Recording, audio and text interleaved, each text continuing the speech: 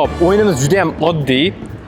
Mashtiga turgan kitoblarni siz любой bittasini olib, 1 minut ichida nima haqdaligini aytib berishingiz kerak bo'ladi. Fotin kitobini tanlamoqchiman. Aha, quloqim sendan oldingiz. Olib, bemalol orqasini oldini hamma joyini o'qib aytib berishingiz mumkin.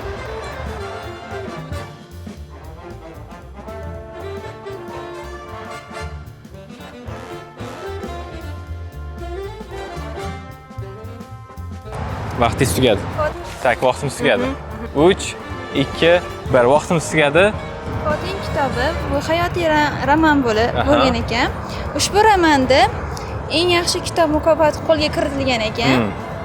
Ushbu romanda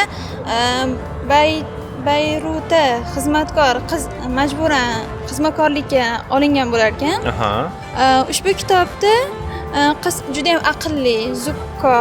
Xo'p. Bu anaqa. Shunda bu qiz bu kitob nima haqida? Ya'ni kimdir haqidami bu? Kelajakni qanaqa muammolaringiz bo'lgan vaqtda keyingi hayotingizni, rejalaringizni qanaqa qo'yishingiz, hayotingizda keyingi qilmoqchi bo'lgan ishlaringiz haqidagi qo'llanma ham desa bo'lar ekan. Xo'p. Darajasidan, boshdagi muqaddimasidan onani qiziga yozgan kitobga o'xshayapti, ya'ni avto deyiladi. O'zini hayotida bo'lgan biografiya, avtobiografiya. Avtobiografik asar bo'lsa kerak. O'zini hayotida bo'lganlarini qiziga nasihat sifatida ham diniy, ham nasihat kitobga o'xshayapti, ya'ni onani qiziga bo'lgan nasihatlari. Darajasidan, boshdagi muqaddimasidan shunaqa kitobga o'xshaydi. Ko'pchilikni hayotida bo'layotgan narsalar haqida, chunki bittasida yozibdi, onasi yozganda, bittasida menga bu kitobni otam sovg'a qilganda juda ham yaxshi bo'ldi. Ya'ni o'quv yurtida o'qiyotganim uchun. Xo'p.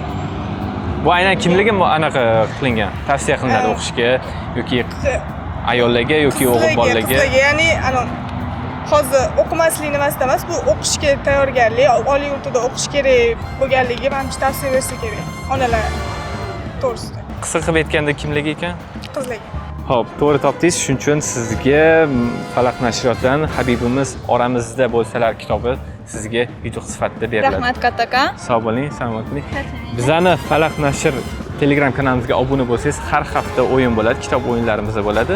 Obuna bo'lib qo'ysangiz, o'yindan bexabar bo'lib qolmaysiz. Rahmat kattakon, sizlarga charchamanglar. Rahmat. Falaq nashriyotdan Habibimiz oramizda bo'lsalar kitobi sizga. Xo'p, rahmat katta. Xo'p, sizga shuning uchun mana shu kitobimiz sovg'a. Habibimiz oramizda kitobimiz.